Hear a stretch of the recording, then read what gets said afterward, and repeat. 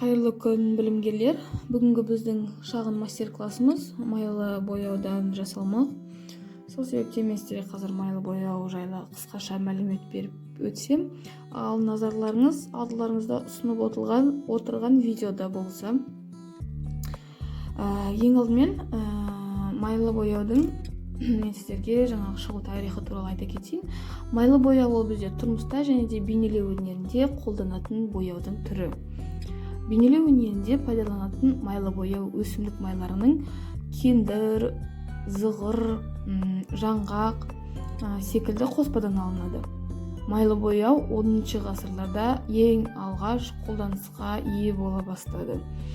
Осы сәтте өзіміздің атақты суретшілерімізді еске түсірсек, мысалға алып қарасақ, Әбілхан Қастеев, Айша Ғалымбаева, бұл өнер адамдарының барлықтары майлы бояумен жұмыс жасаған кезде өздерінің өзіндік бір почерктарын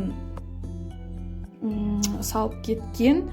Осы өнер әлемінде барлықтарымызға белгілі суретшілердің жаңағы көшірме жазулары, көшірме жұмыстарын орындауы әр суретшіде әртүрлі болады, Енді майлы бояумен жұмыс жасаған кезде еске түсіретін ең алғашқы нәрсе ол бізде техника қауіпсіздігі.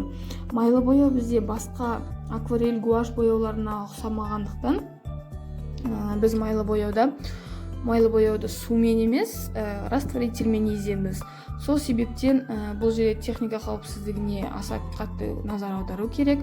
Жаңағы біздің араластырып отырған растворителіміз бояп жатқан, орындап жатқан жұмысымызға төгілмеу керек, және де көзімізге жаңағы шашырап кетпеу керек. Сол себептен техника қауіпсіздігін қатаң сақтауымыз керек.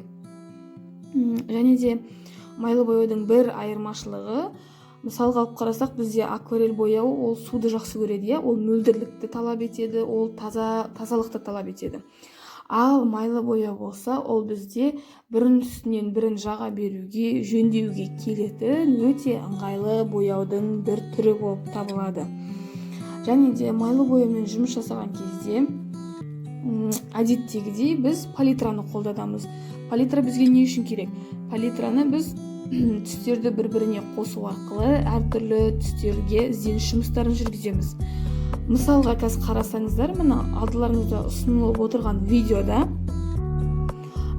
көк түстің өзі тек қана бірыңғай көк емес, сонымен қатар көкке жаңағы ақ түс қолдана отырып, ашық көк шығарылып отыр, және де көкке жасыл түстерді қолдана отырып, жаңағы қатты көк түстер бізде мына жерде қолданылып отыр. Сол сияқты да басқа да түстерді бір-біріне қосу арқылы әртүрлі түстерге ізденіс жұмыстарын жүргізуге болады. Осы сәтте түстердің екі топқа бөлінетінін еске түсіре кетейік. Бізде түстер ахроматикалық және де хроматикалық болып бөлінеді. Ахроматикалық түстер дегеніміз ол ақ, қара, сұр түстер. Ал хроматикалық дегеніміз ол бізде түрлі түстер болып табылады, қызыл, жасыл, сары, көк және де тағы да басқа. Бізде хроматикалық түстерде ол шек жоқ, шексіз. Яғни түстерді бір-біріне қоса отырып, әртүрлі түстерге ізденіс жұмыстарын жүргізуге болады, әртүрлі түстерді шығаруға болады. Яғни хроматикалық түстерде мүлдем шек жоқ десек те болады. Қазір алдыларыңыздағы видеоға назар аудара отырсаңыздар, бұл жерде майлы бояуды жаңағы әртүрлі техникада қолданғаны жайында қазір көресіздер алдыларыңызда. Және де бізде майлы бояу бұл акварель, гуашь сияқты кез келген қылқаламмен орындала бермейді. Бұл жерде бізге майлы бояумен жұмыс жасаған кезде щетина деген қылқаламның түрі болады. Ол өте қатты қылқалам болып келеді. Сол қылқаламмен, щетина деген қылқаламмен орындауға болады. Ал басқа жаңағы жұмсақ қылқаламдармен майлы бояуды орындай алмайсыздар. Және де майлы бояуларды әйгілі суретшілер біздің жаңағы айтып кеттім ғой мен сіздерге.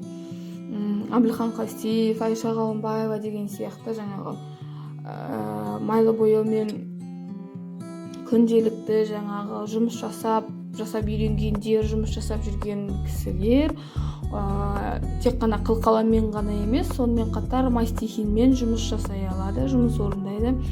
Және де осы кезде айта кететін нәрсе, бізде майлы бояуда жұмысты біз алғыш форматқа орындамаймыз. Яғни біз акварель гуашта жұмысты алғыш форматта орындасақ, майлы бояуды холстқа орындаймыз. Холст дегеніміз ол матаның бір түрі. Майлы бояумен жұмыс орындауға арналған арнайы құрал.